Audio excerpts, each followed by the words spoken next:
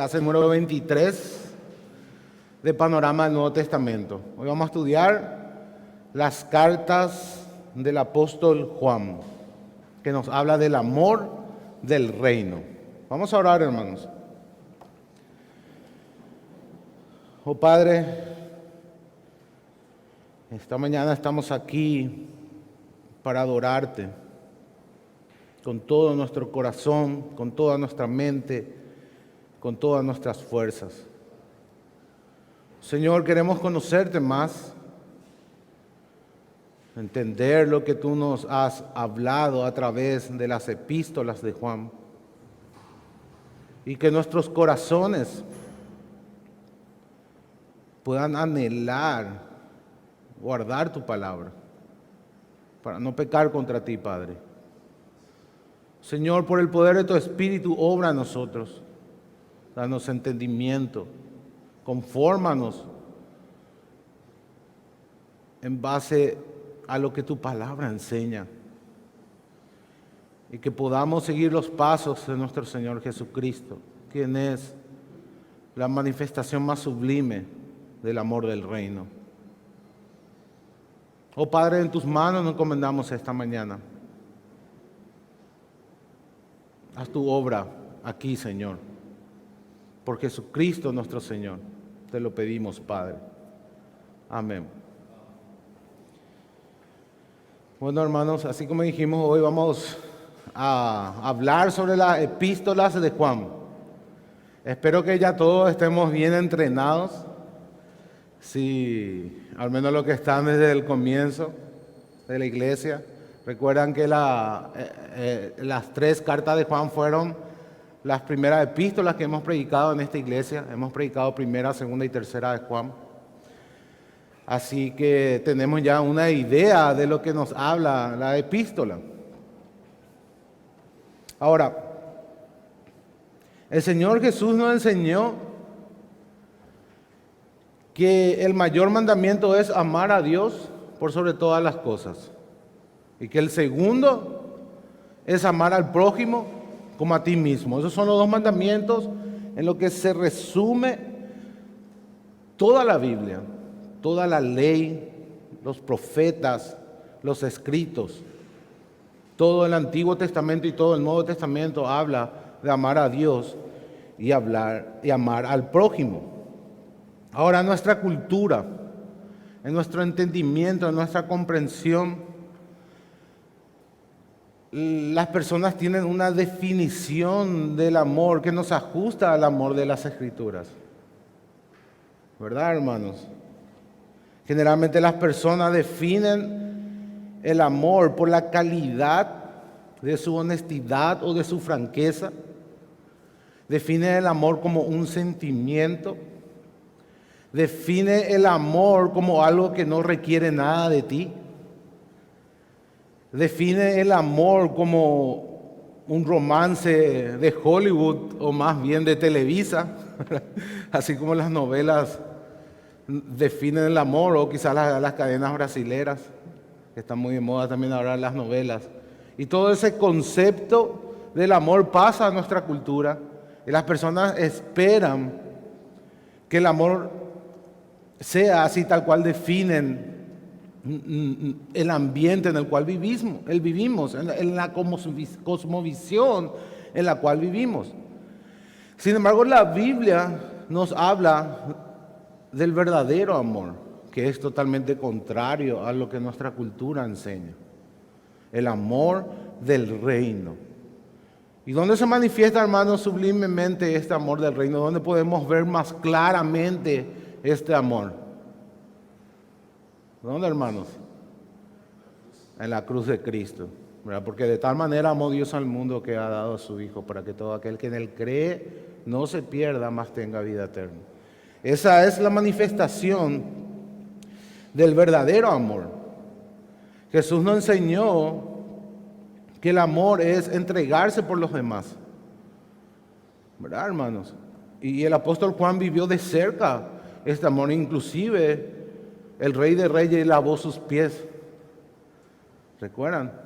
Cuando Jesús lava los pies de sus apóstoles, mostrando que los amaba verdaderamente. que tenía cuidado de ellos. El amor está definido entonces por el sacrificio, y no solamente por el sacrificio para con nosotros, sino por la misericordia de Dios, porque ninguno de nosotros éramos dignos de ser objetos de ese amor, ninguno de nosotros merecíamos ese amor. Es un acto de misericordia, es un acto de humildad.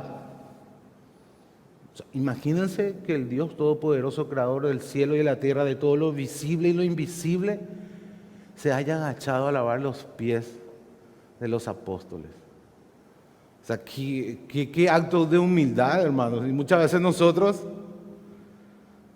¿verdad?, que no somos nada, pensamos que debemos de ser estimados, o que nos tienen que lavar los pies a nosotros, hablando de una manera metafórica. Sin embargo, Jesús fue el que nos lavó los pies, Jesús fue el que vino a servirnos, Jesús fue el que vino a buscarnos, Jesús fue el que dejó toda su gloria y se humilló siendo obediente hasta la muerte y muerte de cruz. Y ese es el verdadero amor, el amor del reino. Y con esto en mente, hermanos, debemos entrar en la epístola de Juan. Porque Juan nos habla de que Dios es amor. Juan nos habla de que tenemos que amar a Dios. Y que si amamos a Dios vamos a amar a los demás.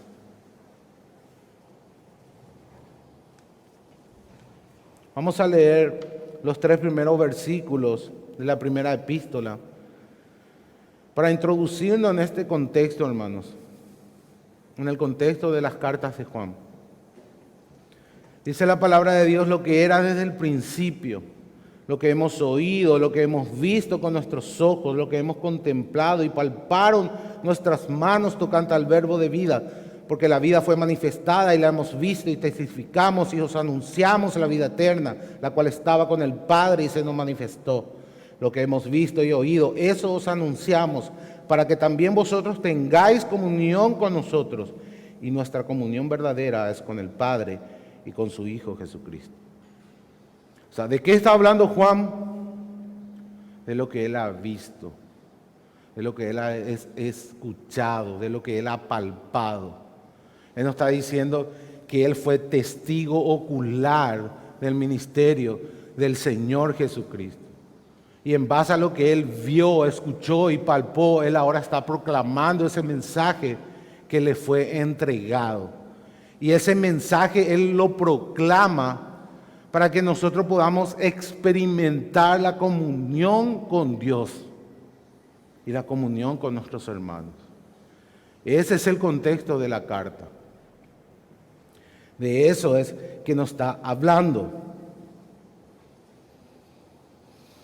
Juan es evidentemente el autor de esta carta.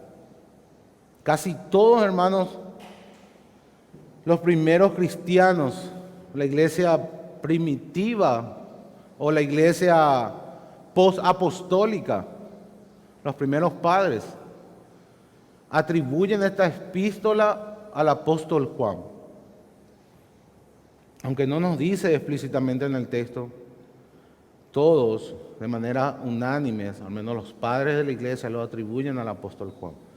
No había duda entre ellos que Juan había escrito esta epístola y las dos que le siguen. También, al leer la epístola, podemos ver una semejanza casi innegable con el Evangelio de Juan. ¿Verdad que sí? Es el mismo lenguaje, habla siempre del amor a Dios, del amor a los hermanos, habla las mismas denuncias que hace de la falsa enseñanza están presentes también allí. Todo esto nos lleva a una conclusión irrevocable de que Juan escribió esta epístola. ¿Cuándo escribió esta epístola, hermanos? Al final de su vida. Todos los escritos de Juan fueron al final de su vida. Todos los escritos, incluyendo su evangelio. Prácticamente todos se escribieron aproximadamente en los años 90 después de Cristo. Todos sus escritos fueron al final de su vida. En esta mañana vamos a pasar más tiempo en la primera epístola de Juan, porque es la más extensa. Las otras dos son un solo capítulo. ¿Verdad? En esta primera epístola, Juan no va a hablar del amor de Dios, va a refutar la enseñanza de los falsos maestros, nos va a dar las evidencias para que podamos estar seguros en nuestra salvación. Y en la segunda carta de Juan va dirigida a una señora, a una hermana que probablemente ofrecía su casa donde se reunían los cristianos. Ahora, esta interpretación no es única, hay alguno que dice que iba dirigida a una iglesia. Hay dos interpretaciones. Nosotros ya habíamos dado nuestros argumentos cuando predicamos que creemos que era una persona individual, porque era electa y era un hombre en aquel tiempo. Pero bueno, no es el punto de entrar en esa controversia, sino simplemente entender que la segunda carta de Juan era para aclararle a los cristianos de allí que el amor verdadero no incluye dar apoyo a los falsos maestros, que ellos debían de cuidarse de dar hospitalidad a los falsos maestros. Y la tercera carta de Juan va dirigida a Gallo, que es totalmente lo contrario, los exhorta, los persuade y los anima a que los cristianos den hospitalidad a los maestros verdaderos, a aquellos que sí enseñan el Evangelio. Ese es el contexto de las cartas de Juan.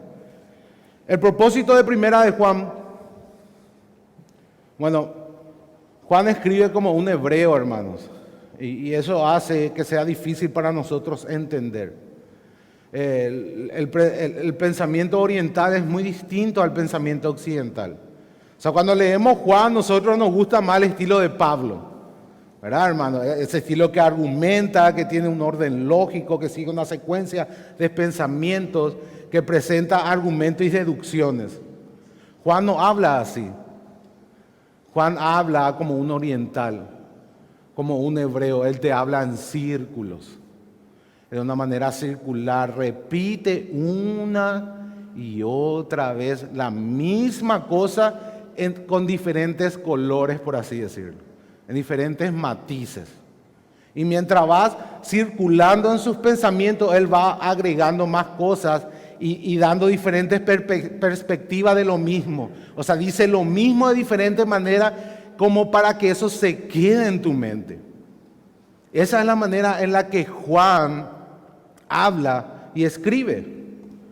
Así lo hacían los orientales, las mentes orientales. El propósito de Juan, siguiendo esta línea, está en el capítulo 5, primera de Juan 5, versos 13. Pueden anotar, hermanos. Primera de Juan 5, verso 13. Dice: estas cosas os he escrito a vosotros que creéis en el nombre del Hijo de Dios, para que sepáis que tenéis vida eterna y para que creáis en el nombre del Hijo de Dios. ¿Cuál es el propósito entonces, hermanos? ¿Cuál es el propósito? Darles la seguridad de la salvación. Ese es el propósito. ¿Por qué? Porque venían los falsos maestros y enseñaban doctrinas totalmente contrarias a las enseñanzas apostólicas y le decían a ellos que si ellos no creían como estos falsos maestros, ellos no eran cristianos. Entonces estos falsos maestros metían la duda en la iglesia. Comenzaron a meter duda y Juan escribe para refutarlos y para animarlos a que tengan la seguridad de que están en Cristo. Si siguen las enseñanzas apostólicas, esas enseñanzas que él vio, que él escuchó, que él palpó del mismo Señor Jesucristo. Ese es el propósito entonces de la primera epístola de Juan. Ahora, ¿qué creían estos falsos maestros? Ellos decían que no tenían pecado. Ellos decían que Jesús no vino en forma humana. Ellos decían que Jesús no murió como un sacrificio expiatorio. Además, algunos decían que Jesús era solamente una ilusión, que no tenía un cuerpo real. En la primera epístola de Juan vemos el gnosticismo incipiente en la iglesia primitiva, o sea, las primeras señales de una herejía que hizo muchísimo daño a la iglesia primitiva y que duró prácticamente 400 años. O sea, ya cerca del año 400 recién se pudo la iglesia organizar y refutar formalmente esta herejía. Imagínense, hermanos, a cuántas personas habrá arrastrado al mismísimo infierno. Bueno, esto entonces decían que Jesús no vino en carne humana, que ellos no tenían pecado, que Jesús no murió por nuestros pecados. Estos falsos maestros no amaban de manera práctica a sus hermanos, sino que se creían una élite inspirada, una élite intelectual y mística, y despreciaban a los demás hermanos. Y tampoco se preocupaban por la santidad. No se preocupaban por la santidad, vivían una vida de libertinaje.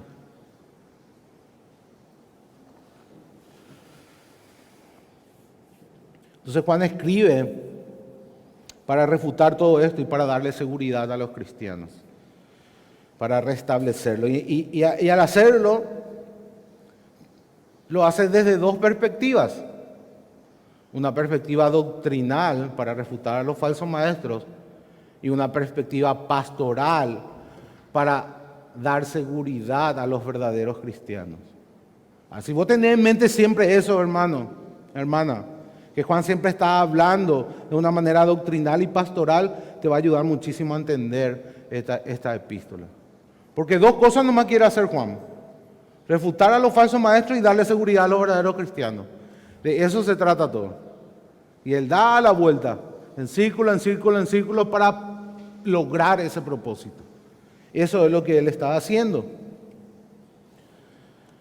Cuando tenemos en cuenta estos dos propósitos, podemos entender esta epístola y apreciarla en toda su dimensión. Vayamos entonces ahora al bosquejo de Primera de Juan. Dijimos que era distinto al pensamiento paulino, que tiene un pensamiento argumentativo, deductivo, un pensamiento lógico, un pensamiento secuencial.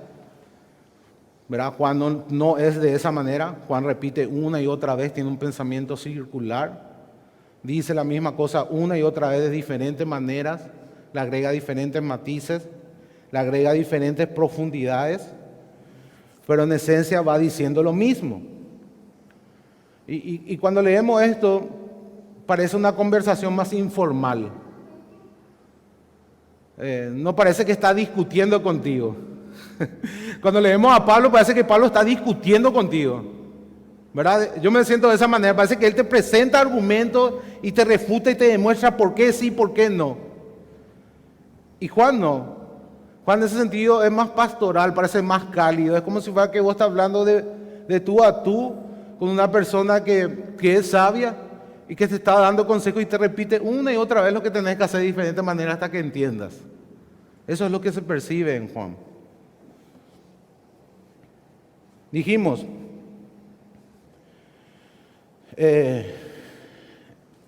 en la primera parte nos habla de que fue Juan el que escribió, que era testigo ocular, que era un apóstol que estaba enviado para proclamar el evangelio que él mismo había visto con sus ojos, escuchado con sus oídos y palpado con sus manos. Y al hacer esto, hermanos, él nos dice que proclama el mensaje de Jesús, que proclama el evangelio del Señor Jesucristo, para que nosotros podamos tener comunión con Dios y con los verdaderos cristianos. Ese es el propósito. Ahora nos lleva a la implicación lógica que necesitamos tener una comprensión correcta de la persona y la obra de Cristo. Sin eso no podemos tener comunión con Dios. Que era lo primero que hacían los falsos maestros. Negaban la persona de Cristo. Negaban que Él era verdaderamente hombre. Y negaban su obra. Negaban que Él había muerto verdaderamente en la cruz para el perdón de nuestros pecados. Entonces, si nosotros no tenemos una doctrina correcta acerca de Cristo, de su persona y de su obra, no podemos tener comunión con Dios. El que niega al Hijo, niega al Padre. Eso es básicamente lo que dice Juan. En la primera meditación sobre la seguridad, que es el tema central de Juan, quiere darle seguridad a los verdaderos cristianos. Este primer pensamiento va desde el verso 5 del primer capítulo hasta el verso 14 del segundo capítulo. Este bosquejo tienen ustedes en su folleto, hermanos. Aquellos que no tienen folleto, sería bueno que se acerquen al hermano Gregorio, que está allá atrás, para que les puedan facilitar, porque es importante que ustedes tomen nota de su folleto. ¿Por qué, hermanos? Porque nuestra mente necesita la repetición para poder grabar. O sea, si vos venís acá solamente a escuchar y no tomar nota, probablemente al salir o mañana a esta misma hora vas a recordar muy poco de lo que yo dije hoy. Por eso es importante tomar notas y volver a repasar en sus casas. Es de esa manera que nosotros podemos retener el pensamiento, retener las cosas que escuchamos. Estadísticamente, ustedes solamente pueden recibir el 25% de lo que yo les digo acá. O sea que si hablo una hora, solo 25 minutos, ustedes estadísticamente son capaces de entender, de recibir. Y de todo lo que yo digo, solamente el 10% ustedes son capaces de retener en su mente. Entonces es por eso que ustedes tomen nota. Yo estoy hablando de datos estadísticos. Es así como funciona la mente del ser humano. Por eso hay que tomar notas, por eso facilitamos el folleto, ya que les da un bosquejo en donde les va a facilitar a ir anotando las cosas que van escuchando para poder retener, hermano. Es muy importante que hagan eso. Un breve comentario nada más del por qué está el folleto, para qué sirve, cuál es su propósito. Bueno, la primera meditación sobre la seguridad. Vamos a leer versículos 5 al 7 del primer capítulo de Juan, para ir viendo. Dice: este es el mensaje que hemos oído de Él y os anunciamos. Dios es luz y no hay ninguna tinieblas en Él. Si decimos que tenemos comunión con Él y andamos en tinieblas, mentimos y no practicamos la verdad. Pero si andamos en luz, como Él está en luz, tenemos comunión unos con otros. Y la sangre de Jesucristo, su Hijo, nos limpia de todo pecado. ¿Ven ahí el principio de lo que hablamos? Le está diciendo cómo tienen que tener seguridad para que puedan tener comunión con Dios, que puedan tener comunión unos a otros, para que puedan tener seguridad. Tenemos que andar en luz. Ese es lo primero que tenemos. Eso es lo primero que tenemos que hacer para tener seguridad. Ahora, andar en luz no significa que nunca vamos a pecar. Si no tenemos cuidado con esta aclaración, la carta de Juan se nos puede complicar. ¿Por qué? Porque Juan habla de absoluto siempre. Luz, tiniebla, hijo de Dios, hijo del diablo, verdad, mentira. No pone puntos medios.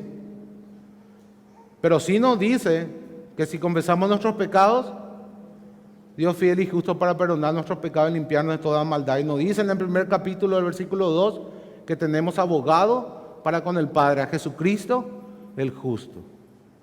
Y también nos dice que si decimos que no tenemos pecado, somos mentirosos y no andamos en la verdad. Entonces, andar en luz no significa que nunca pecamos, hermanos. Significa que tenemos un patrón de vida que se parece más a Dios que al diablo. Ese es el tema. ¿A quién te pareces? ¿A quién se parece tu cristianismo? No perfectamente, pero en patrón, ¿a quién se parece? ¿A Dios o al diablo? Esos son los modelos que tenés, que Juan pone delante de tu mente. Pero ¿vieron ese dibujito? Acá te habla un angelito y acá te habla un diablito. ¿A quién le seguís más menudamente o con más frecuencia? ¿A quién se parece más tu vida? A eso es lo que te lleva Juan. Si decimos que somos cristianos, normalmente vamos a andar en luz. No perfectamente, pero sí sinceramente. ¿Se entiende, hermanos? Andar en luz. La obediencia a los mandamientos de Dios es una señal también que nos dice Juan, que nos da la seguridad de que somos cristianos. Fíjense los versículos 9 y 10. Hermanos, donde el primer factor de la obediencia es el amor a los hermanos. El que dice que está en luz y aborrece a su hermano está todavía en tinieblas. El que ama a su hermano permanece en la luz y en él no hay tropiezo. O sea, una de las maneras de andar en la luz es amar al hermano. Una de las maneras o la manera de obedecer a Dios es amando a Dios y amando a nuestro prójimo. Ese es el cumplimiento de la ley según Jesucristo. Si hacemos eso, cumplimos la ley, los salmos, los profetas, todo el Antiguo Testamento y todo el Nuevo Testamento. Al terminar esta primera sección, toda esta primera sección, hermano, dice esto. Siempre lo mismo, creer lo correcto, obedecer a Dios y amar a los hermanos. Esas son las tres cosas que Juan dice. Creer lo correcto acerca de Jesús, obedecer los mandamientos de Dios y amar a los hermanos. Solamente eso dice, simple, sencillo es, pero lo dice una y otra vez, de diferentes maneras. En toda su meditación, en dos meditaciones grandes se divide. Y en esta primera parte se refiere a esos tres simples temas, una y otra vez. Ahora, a partir del verso 15 al 27 hay una pequeña advertencia de un amor que no es el correcto, el verdadero amor. Juan nos advierte del amor al mundo, de seguir al mundo. Recuerden, esencialmente nos habla del amor a Dios y del amor a los hermanos. Ahora Juan advierte de que no tenemos que amar al mundo. Y esa advertencia está desde el 15 hasta el 27. Dice, no améis al mundo ni las cosas que están en el mundo. Si alguno ama al mundo, el amor del Padre no está en él. O sea, no tenés comunión con Dios. Eso es lo que te quiere decir. Él te está escribiendo para que tengas comunión con Dios y con su Hijo Jesucristo y con aquellos que le pertenecen. Si vos amás al mundo, vos no tenés comunión con Dios. Eso es lo que te está diciendo básicamente. Luego de terminar esta advertencia, él retoma de nuevo las meditaciones sobre la seguridad cristiana. Y esto va desde el verso 28 del capítulo 2 al verso 6 del capítulo 4. En la segunda meditación es donde Juan nos dice exactamente lo mismo, de diferentes maneras, con diferentes colores. Creer lo correcto, obedecer los mandamientos de Dios y amar a los hermanos. Solamente de eso se trata la carta de Juan, de esos tres puntos. Vamos a leer primero a Juan 3, 6.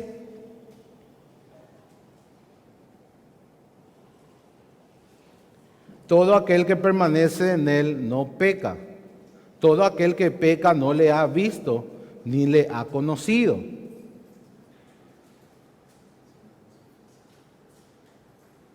¿Cómo explican este versículo, hermanos? A ver quién se anima.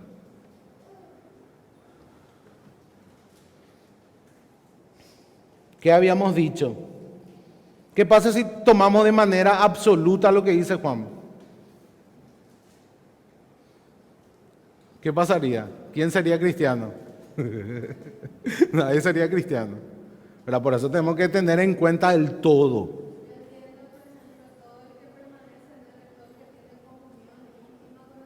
Con el Señor. Totalmente. Porque las dos imágenes Él te deja clara. Luz, tiniebla. Dios, diablo. ¿A quién te pareces?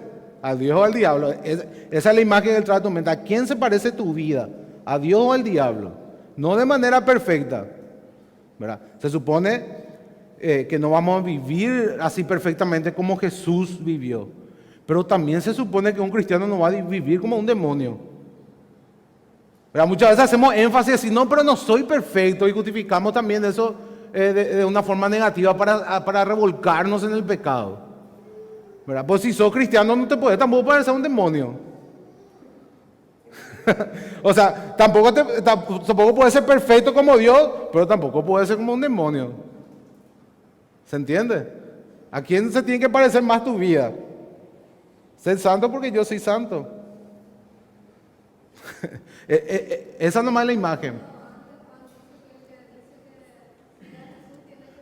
Como él anduvo.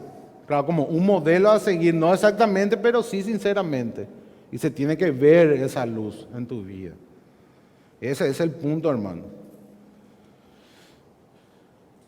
Fíjense en el 3:16, capítulo 3:16, dice: en esto hemos conocido el amor en que Él puso su vida por nosotros. También nosotros debemos poner nuestras vidas por los hermanos. Ahí nos está definiendo el amor de nuevo. ¿Cuál era la definición suprema del amor? La cruz de Cristo. ¿Qué simboliza la cruz de Cristo? Misericordia para con los pecadores, ¿verdad? Humildad, porque siendo Dios se hizo hombre, y sacrificio. Básicamente esos 3 puntos: misericordia porque no lo merecíamos, humildad porque siendo Dios se hizo hombre, y sacrificio porque dio su vida por los demás. Esa es la definición del amor del reino, hermano. Esa es la definición del amor del reino. Ahora, no solamente nos habla de obediencia y amor, como dijimos, cuando Él repite una y otra vez va agregando matices y profundidad a lo que está diciendo. Y llega en un punto que nos habla que la presencia del Espíritu Santo también confirma de que somos de Jesucristo. Es una evidencia también. Dice, por ejemplo, en el capítulo 3, verso 24, y el que guarda sus mandamientos permanece en Dios y Dios en él. Y en esto sabemos que Él permanece en nosotros, por el Espíritu que nos ha dado. O sea, una de las evidencias de que somos cristianos es que tenemos el Espíritu Santo, y es el Espíritu Santo el que nos hace amar a Dios, el que nos hace intentar guardar sus mandamientos, el que nos lleva a amarlo a Él y amar a nuestros hermanos. Esa es una garantía de que somos hijos de Dios.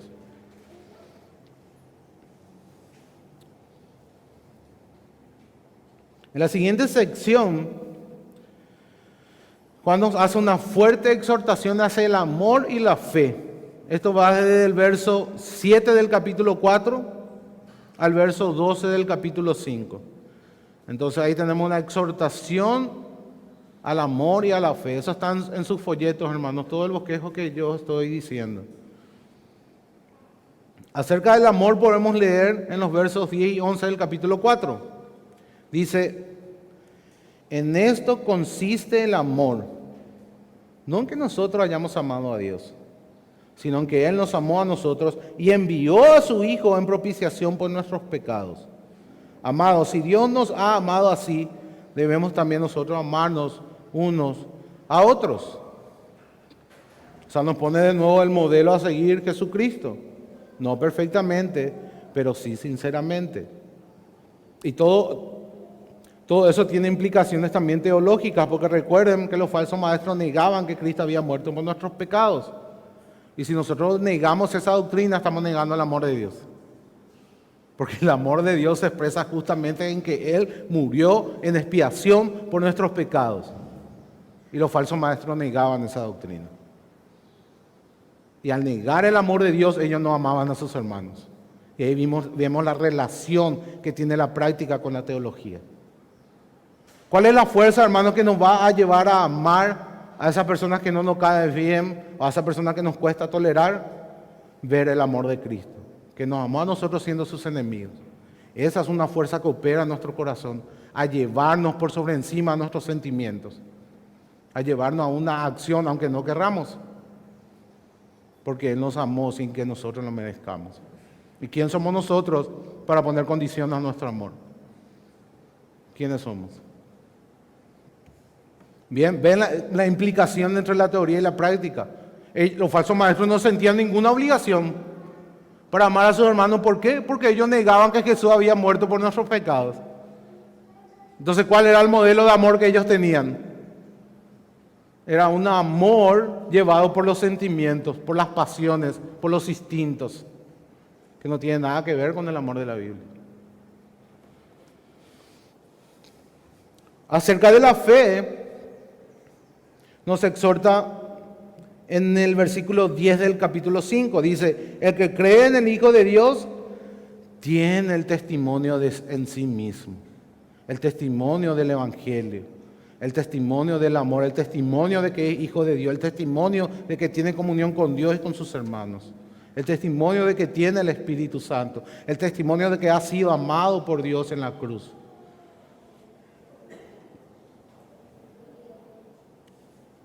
Y luego la carta termina con algunas observaciones finales, hermanos, que pueden ver en sus hogares, versos 3 al 21.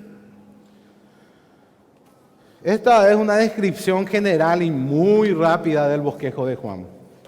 No tenemos tiempo aquí para ser muy específico en cuanto a los versículos, sino recuerden cuál es el propósito de este curso, de estas clases, dar un panorama general de cada libro de la Biblia que les ayuda a ustedes a estudiar por su cuenta las Escrituras. Ese es el propósito de panorama del Antiguo y del Nuevo Testamento, hermano. Queremos proporcionarles una herramienta que les ayude a estudiar la Biblia, dándole un panorama general de cada libro. Ahora vamos a mirar los tres temas principales que habla Juan. Ya los hemos mencionado, pero vamos a volver a hacer énfasis. ¿Cuáles son las tres pruebas que proporciona Juan para saber que estamos seguros? Recuerda, el propósito final es darle seguridad a los cristianos y al hacerlo refuta a los falsos maestros. Ese es el propósito de la carta según leímos. En los versos 23 y 24 del capítulo 3, Juan nos habla de las tres pruebas para tener seguridad de que somos creyentes. ¿Cuál es una carta que tenés que leer si estás dudando de tu cristianismo? Primera de Juan. Porque en Primera de Juan el propósito es darte seguridad de que sos cristiano. O probablemente te va a confirmar que no sos, o probablemente te va a confirmar que sos. O sea, tenés dos opciones. Con Juan no hay punto intermedio, es la luz de las tinieblas. Vamos a leer, hermanos, versos 23 y 24 del capítulo 3. Y este es su mandamiento, que creamos en el nombre de su Hijo Jesucristo, y nos amemos unos a otros como nos los ha mandado. Y el que guarda sus mandamientos permanece en Dios, y Dios en él. Y en esto sabemos que Él permanece en nosotros, por el Espíritu que nos ha dado. Aquí tenemos las tres pruebas. Primero, la prueba doctrinal. Tenemos que creer lo correcto acerca de Jesús, porque dice que creamos en el nombre de su Hijo Jesucristo. Luego nos habla también de la prueba moral. El que guarda sus mandamientos permanece en Dios. Y nos habla también de una prueba social, vamos a decirle social, porque nos habla de la relación con los demás, de amar a nuestros hermanos. Donde dice que nos amemos unos a otros como Él nos ha mandado. Vemos las tres pruebas, hermanos, los tres tests que tenemos que hacer para saber si somos cristianos. Si creemos lo correcto, si guardamos su mandamiento y si amamos a la iglesia, si amamos a los hermanos. Esas son las tres pruebas que Juan nos da. Vamos a hablar un poco primero de la prueba doctrinal. En el versículo 22 del capítulo 2 nos dice, Primera de Juan, capítulo 2, verso 22. ¿Quién es el mentiroso? Sino el que niega que Jesús es el Cristo. Este es anticristo, el que niega al Padre y al Hijo. Todo comienza ahí, hermanos. Todo comienza en la doctrina. Todo comienza en creer lo correcto. No importa cuán sincero seas. No importa cuán franco seas. No importa cuán honesto seas. No importa cuán bueno te creas. Si no crees lo correcto, te va al infierno. Así de sencillo. Eso es lo que enseña la Biblia. Eso es lo que enseña la Biblia. Tu destino eterno depende de lo que crees. Así como somos salvos por fe, somos condenados por no creer lo correcto. Esa es la verdad de las Escrituras. Y no podemos ser suaves en eso, hermanos, porque al ser suaves nos estamos engañando a nosotros. Y estamos dejando que mucha gente se pierda a nuestro alrededor. Debemos entender que todo aquel que no cree lo correcto acerca de Jesús y de su mensaje está perdido eternamente.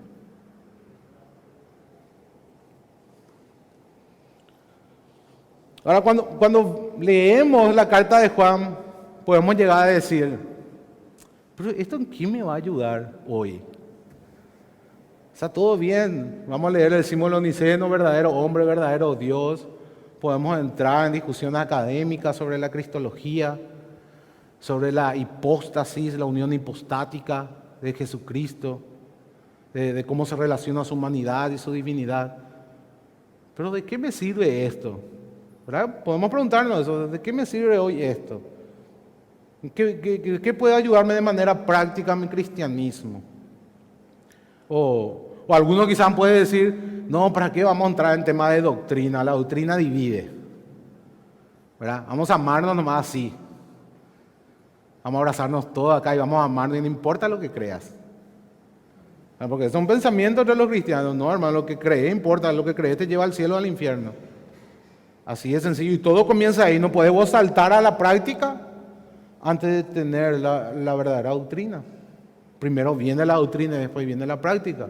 Ya vimos el ejemplo de los falsos maestros. Negaban la expiación de Cristo, la muerte expiatoria de Cristo, y eso lo llevaba a no amar a sus hermanos, porque estaban negando el amor de Dios. El amor de Dios se manifiesta en la cruz. Si no tenemos, ahora, ¿de qué manera puede ayudar nuestra doctrina, hermanos? Si no entendemos correctamente quién es Jesucristo, no podemos ser salvos técnicamente. ¿Por qué? Porque si negamos en nuestra mente o la humanidad o la verdadera humanidad de Jesús o su verdadera divinidad, estamos creyendo en un falso Cristo. Y un falso Cristo no puede salvarte. Para que Cristo pueda salvarte, Él tiene que ser verdadero hombre. Él tiene que ser un representante legal y legítimo de la raza humana. Él tiene que ser un verdadero Adán, por así decirlo, un segundo Adán, como le llama Pablo. Si Él no es un verdadero hombre, Él no puede salvarte, porque no te representa. ¿Se entiende, hermano? Por eso es vital entender la persona de Cristo, entender que Él es el verdadero hombre y entender también que Él es verdadero Dios, porque solamente Dios pudo pagar una deuda infinita, una deuda eterna. Recuerden que nuestra deuda con Dios es eterna, porque todo aquel que peca merece la muerte. Y habla de la muerte eterna. Por tanto, solamente un Dios eterno puede saldar una deuda eterna. Para que nosotros saldemos la deuda eterna que tenemos con Dios, tenemos que irnos eternamente al infierno, pagar eternamente esa deuda. Sin embargo, Jesús, por ser eterno, absorbió esa deuda eterna de nosotros para con Dios y nos da la verdadera libertad. Nos libra de esa condena. Por eso es vital que creamos que Jesús es verdadero Dios y verdadero hombre. Si no creemos eso, estamos perdidos.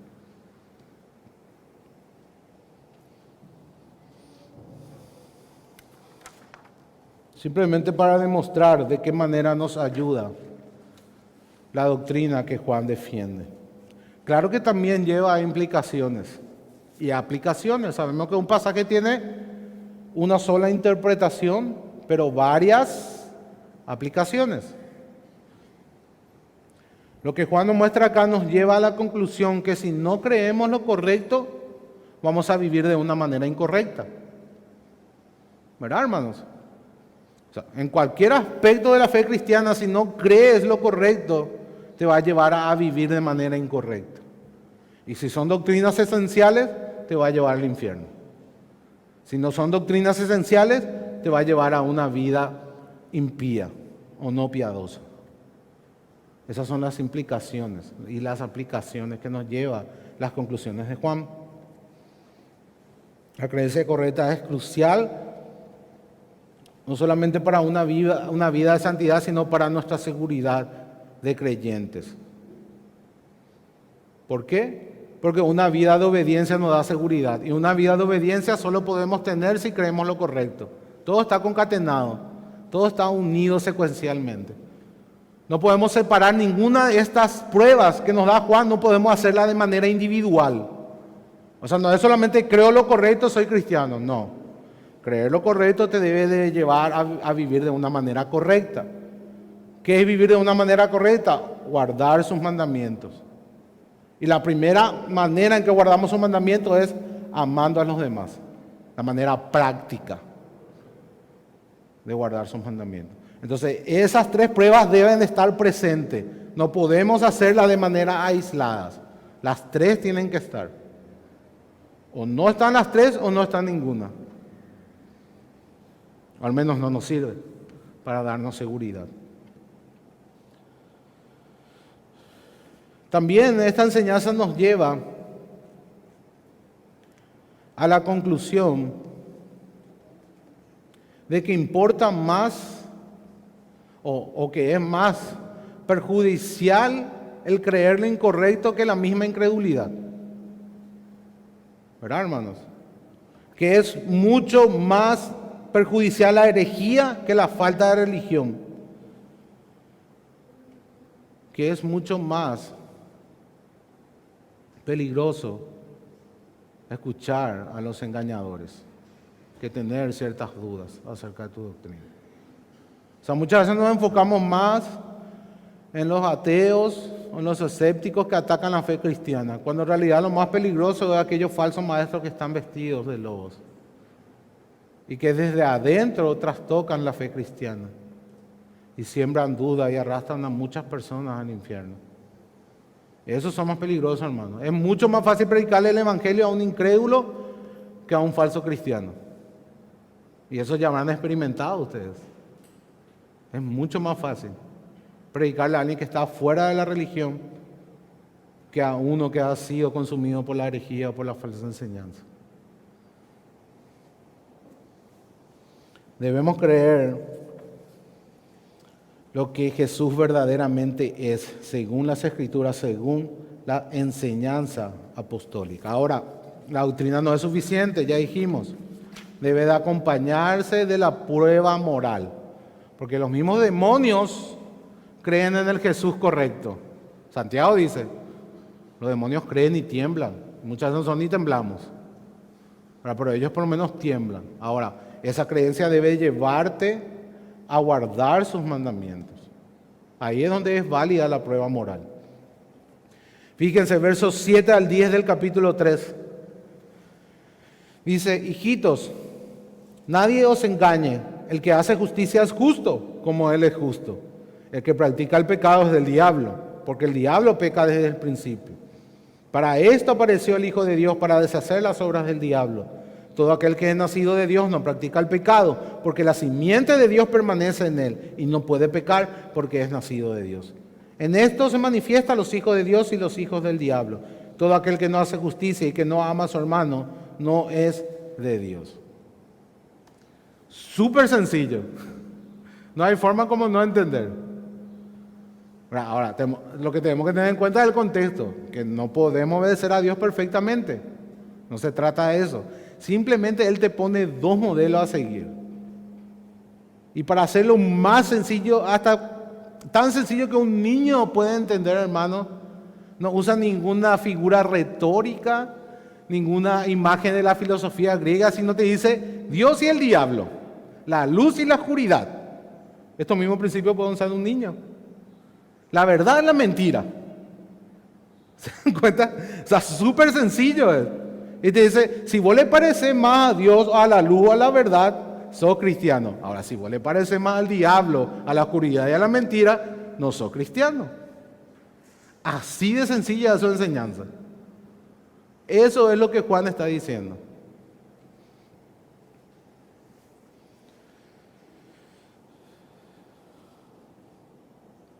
Si somos hijos de Dios, no vamos a parecer más a Dios que al diablo.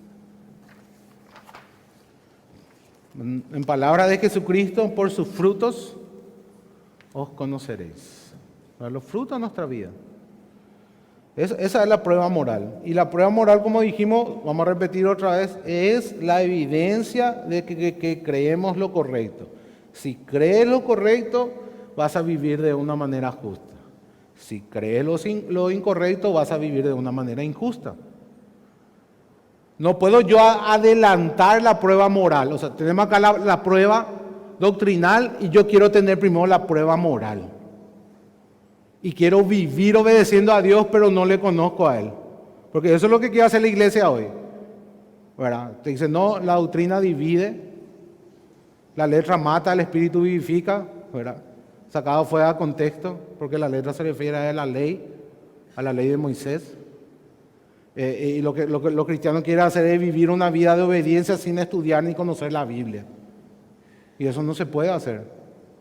Nunca vas a vivir correctamente, por más buena intención que tengas. El infierno está lleno de personas que tienen buenas intenciones, desde su perspectiva. Lo que tú primero tienes que hacer es tener la prueba doctrinal. Y esa prueba doctrinal te debe llevar a tener la prueba moral. Y así vas caminando. Tiene que estar esas dos presentes. No puedes obtener esta sin esta, ni esta sin esta. Tienen que estar las dos. La doctrinal y luego la moral que dependa de esta. Y finalmente, la primera evidencia de la prueba moral es que amamos a los cristianos. Y ahí tenemos que tener los tres, y me falta una mano para completar mi ilustración. Entonces, sí, la primera prueba moral delante de Dios es que ama a los hermanos. ¿Por qué? Porque puede haber muchas personas, inclusive ateas, de que a simple vista son moralmente buenos. Hay personas, hermanos, y hay personas que moralmente son mejores que muchos cristianos inclusive. Con mucha vergüenza lo digo. ¿Verdad? Personas morales, personas correctas, pagan sus impuestos, tratan de tener un patrón moral, ayudan a los demás. Son buenas personas desde el punto de vista humano. Sabemos que nadie es bueno delante de Dios, pero de la perspectiva horizontal parecen personas correctas y personas buenas. Ahora, eso no es suficiente por eso, para decir que eres un hijo de Dios. ¿Por qué? Porque uno no pasaste por la prueba doctrinal. Primero tenés que creer correctamente. Tenés que creer en Cristo y en el Evangelio. Esa es la primera base, de ahí tenés que partir. Para luego tener la prueba moral y para luego llegar a la primera prueba moral, a la primera instancia que funciona como una validación o confirmación que eres un cristiano, que es de amar a los hijos de Dios. El que no ama a su hermano, ¿cómo va a amar a Dios a quien no ha visto? Ese es el fin de la prueba. Vos podés decir, no, yo creo lo correcto. Yo estudio teología, me como todos los libros. Soy ortodoxo en mi doctrina. Vivo una vida recta, ayudo a los pobres. Pero si no amas a tu hermano, dice Pablo, no eres nada. No eres nada. Si no tienes amor, si no tengo amor, nada soy. Aunque hable 10,000 idiomas. Aunque sacrifique mi vida por los demás. Tengo que amar a los cristianos, tengo que amar a la iglesia. Hermanos, Jesús se identificó de tal manera con la iglesia que dice que si vos no amás a los hermanos, no le estás amando a Él. Eso es lo que dice Jesús. Y pongo otra vez la ilustración que siempre uso. ¿Recuerdan cuando Saulo iba camino a Damasco? Se le aparece el Señor y cae ciego al piso y le pregunta, y el Señor le reclama, Saulo, Saulo, ¿por qué me persigues? ¿Y a quién estaba persiguiendo Saulo? A la iglesia. Jesús se identifica con la iglesia. Y así como reclamó a Saulo de Tarso, que lo estaba persiguiendo porque perseguía a los cristianos, ahora nos dice que si nosotros no amamos a los cristianos, no le amamos a Él. Y hermanos, recuerden que la definición del amor del reino es misericordia. Quiere decir que la persona no se merece que yo le ame. También significa humildad. Quiere decir que yo no debo de creerme mejor que los demás. y significa sacrificio, que yo debo de entregarme por los demás.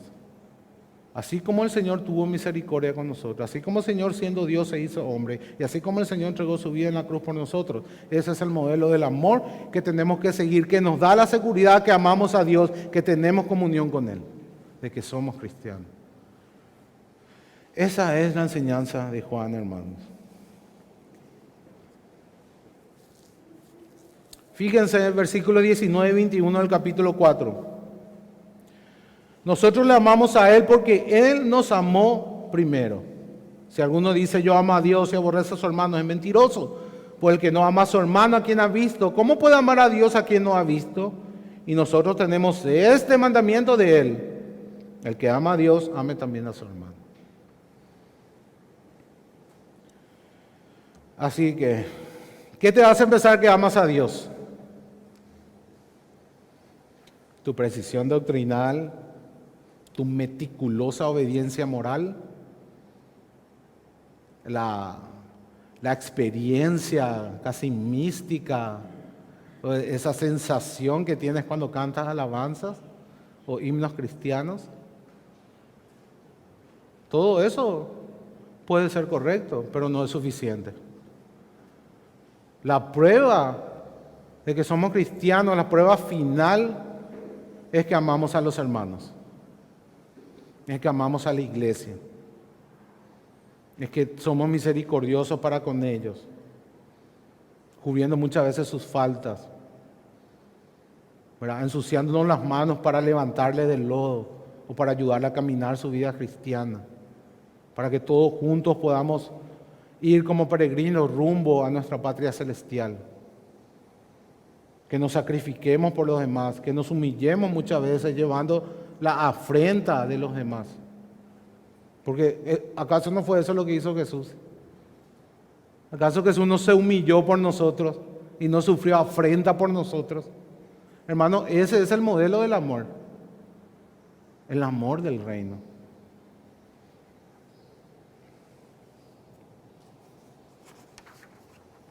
Debemos preguntarnos, ¿qué nos hace sentir seguros de que somos cristianos?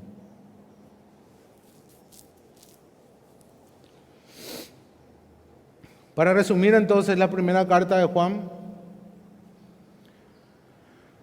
él nos da estas tres pruebas. Eso es básicamente, hermano, la prueba doctrinal, la prueba moral y la prueba del amor de los hermanos, para saber que tenemos comunión con Dios y con Jesucristo y con los hermanos y que somos cristianos. Y se terminó ahí la primera carta de Juan. Eso es básicamente lo que nos enseña. La aplicación para nosotros es: ¿se ve mi vida afectada por lo que creo? ¿Puedo decir que mi vida es transformada por lo que creo y refleja verdaderamente a Jesucristo, así como dijo Nora?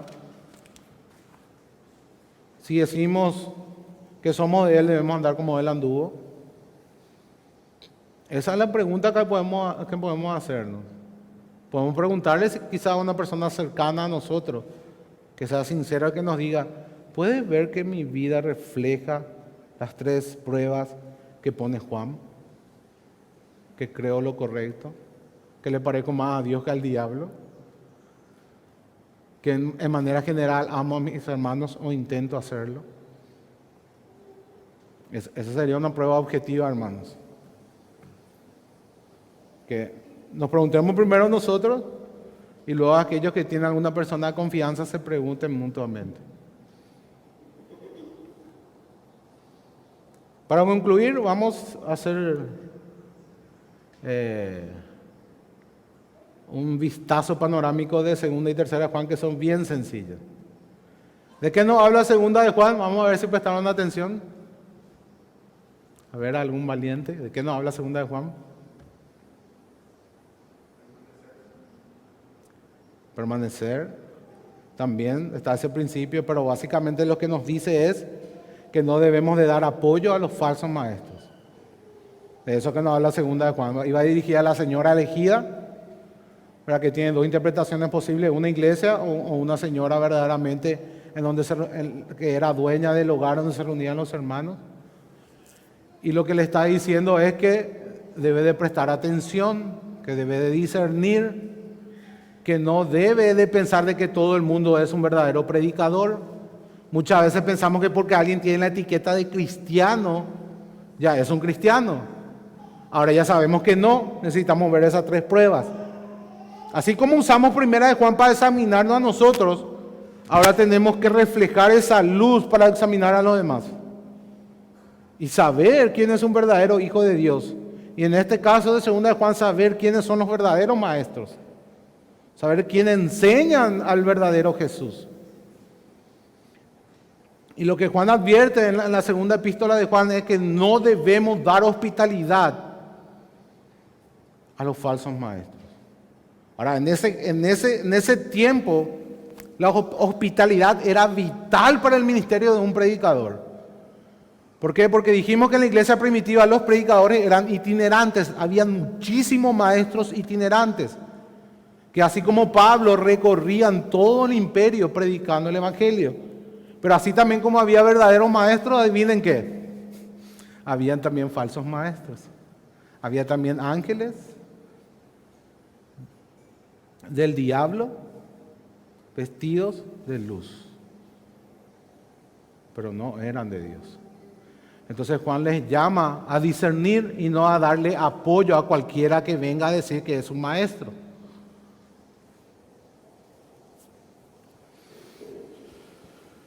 Eso es básicamente lo que nos enseña Segunda de Juan. Ahora, ¿cuál es la implicación para nosotros? Quizás hoy no tenemos ese contexto de dar hospitalidad, ¿verdad? O sea, no quiere decir que vos no podés recibir en tu casa a un testigo de Jehová, a un mormón. Si estás preparado para discutir con ellos, para debatir o para refutar sus falsas enseñanzas, invitarle a tomar un cafecito y darle otro. Pero si estás preparado, si no, no. La aplicación que tiene para nosotros hoy es que no demos ningún tipo de apoyo, ni económico, ni de compañerismo. O sea, que dejemos en evidencia de que ellos no tienen nada que ver con nosotros. Que no tengamos comunión con ellos en un sentido espiritual. No son nuestros hermanos los mormones. No son nuestros hermanos los adventistas. No son hermanos los testigos de Jehová. No son hermanos los católicos romanos.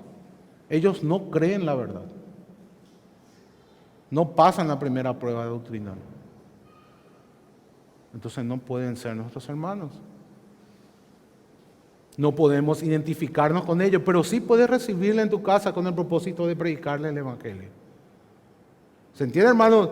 ¿Cómo tenemos que tener en cuenta el contexto cultural? Porque ahí Juan le dice que no le reciban en su casa. Nosotros sí podemos recibirle toda vez que dejemos en claro que no tenemos nada que ver con ellos.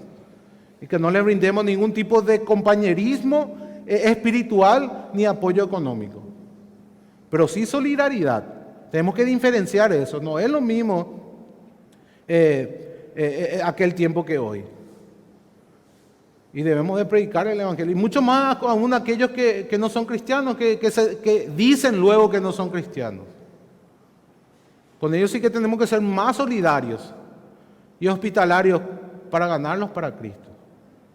El problema está con aquellos que dicen que son hijos de Dios, pero creen en la mentira. Son con ellos que no tenemos que identificarnos de ninguna manera. Y de ser posible, denunciarlos si hay algún peligro para la iglesia.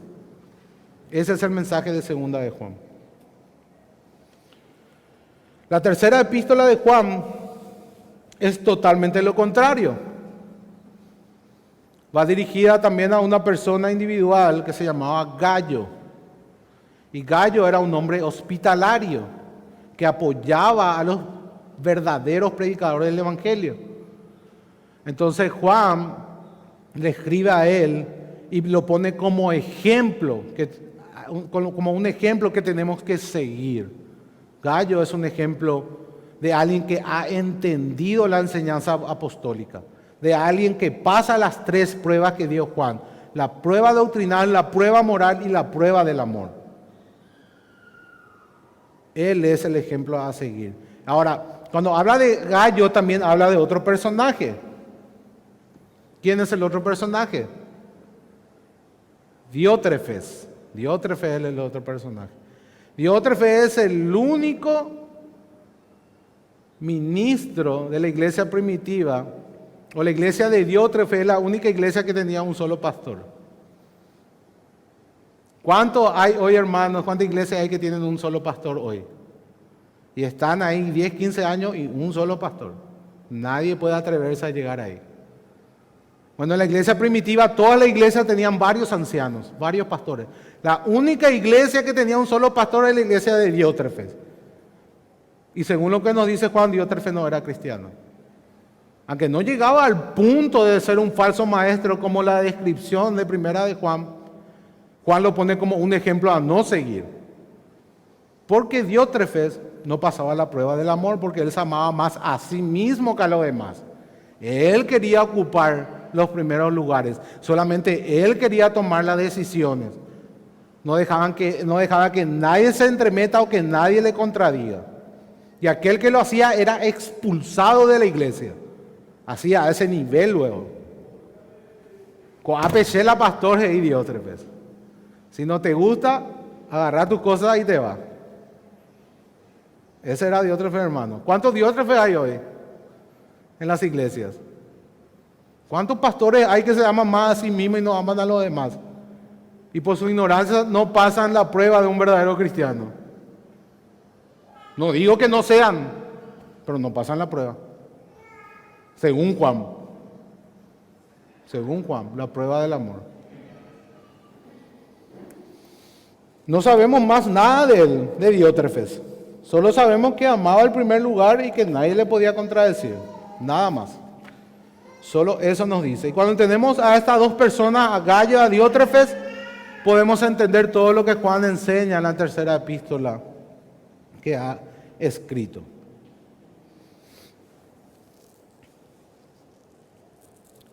Vamos a leer el versículo 5.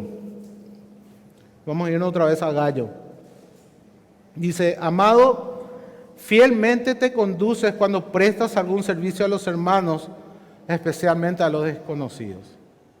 ¿Quién eran estos hermanos? No lo sabemos, hermanos. No sabemos quiénes eran por el contexto de aquel tiempo. Sabemos que eran cristianos itinerantes, probablemente maestros itinerantes. Y la figura que hoy más se les acerca puede ser los misioneros.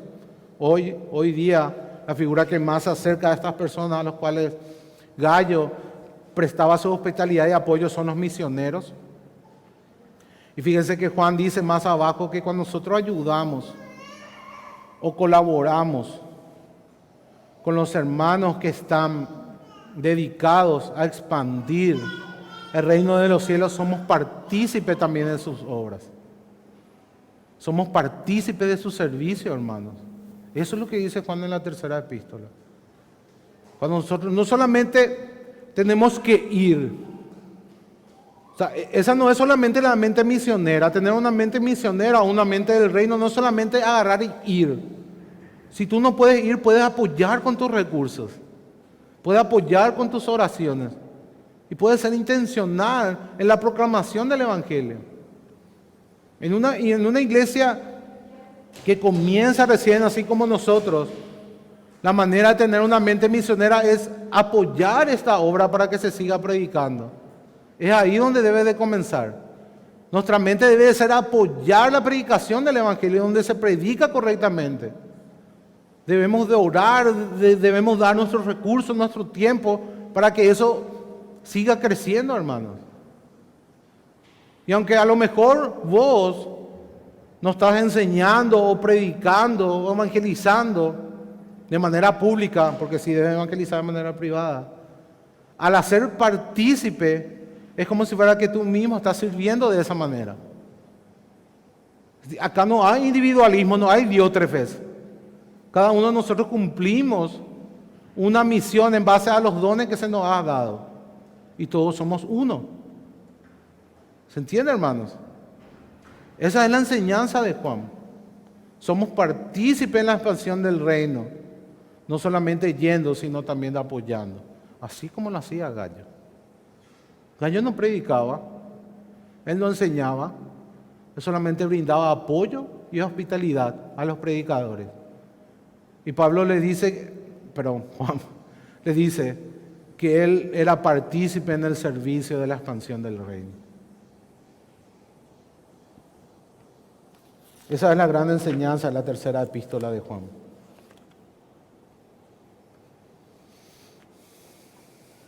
Así que al ver estas tres cartas, hermanos, el propósito es que podamos tener seguridad de que somos verdaderamente cristianos o tener la certeza de que no lo somos.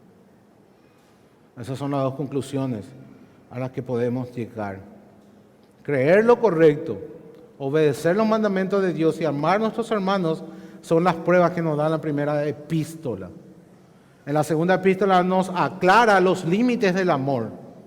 El amor no significa apoyar a cualquiera que se llame cristiano. Tenemos que discernir entre la luz y la oscuridad, entre Dios y el diablo, entre los verdaderos maestros y los falsos maestros.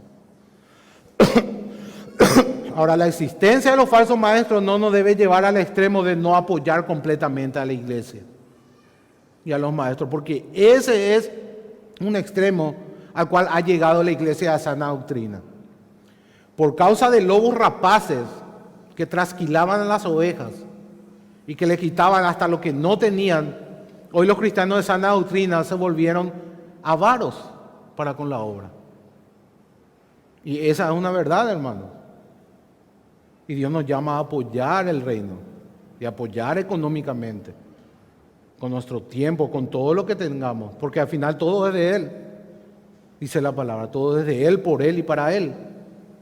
Entonces debemos de poner un equilibrio, El que exista falsos maestros que han robado a los creyentes, literalmente, no significa que nosotros no estamos llamados por Dios a comprometer nuestros recursos para la expansión del reino.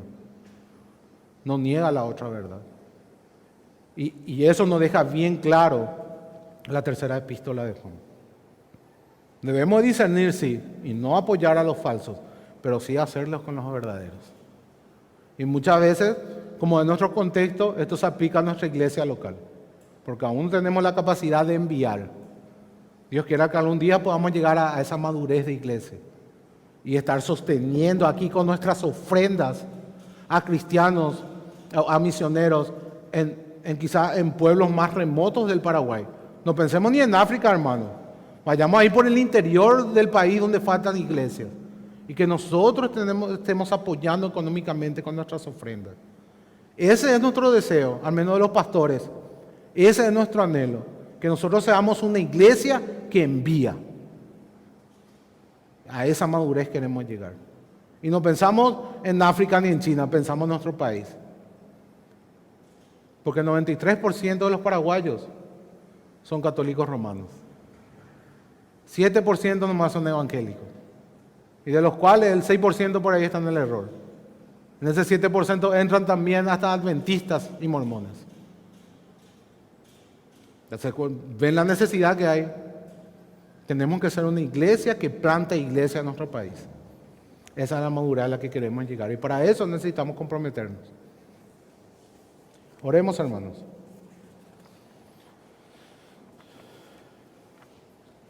Padre, te damos gracias por tu palabra. Gracias por darnos, Señor, estas tres pruebas para confirmar nuestro cristianismo. Ahora entendemos, Señor, que debemos de amar a la iglesia, que debemos de amar a los hermanos y hacerlo de manera práctica. Y todo esto se desprende de una doctrina correcta. Necesitamos creer lo correcto, Señor, y para ello estudiar tu palabra con la asistencia de tu Santo Espíritu. Oh Señor, ayúdanos en esta tarea, que podamos disponer nuestros corazones para guardar tus mandamientos y expresarlo en la manera de amor por los hermanos. Que nuestro amor a ti se pueda ver, Señor, amando a los hermanos, amando a nuestra iglesia local. Oh Señor, ayúdanos a tener discernimiento para no tener comunión con aquellos que se dicen ser cristianos pero no lo son, con aquellos falsos maestros, Señor, que engañan a tu iglesia, que engañan a tu pueblo. Ayúdanos a tener sabiduría, Señor, para poder confrontarlos si es necesario. Oh Señor, también te ruego que prepares nuestro corazón para que podamos imitar a Gallo, Señor, y tener ese corazón de apoyar a tu iglesia, de apoyar a los verdaderos maestros, de ser equilibrados, Señor. Que estemos comprometidos verdaderamente con la expansión de tu reino. Esa es la manera, Señor, en que podemos experimentar y practicar tu amor. Ayúdanos, por favor, Padre. Te lo pedimos en el nombre de Jesús. Amén.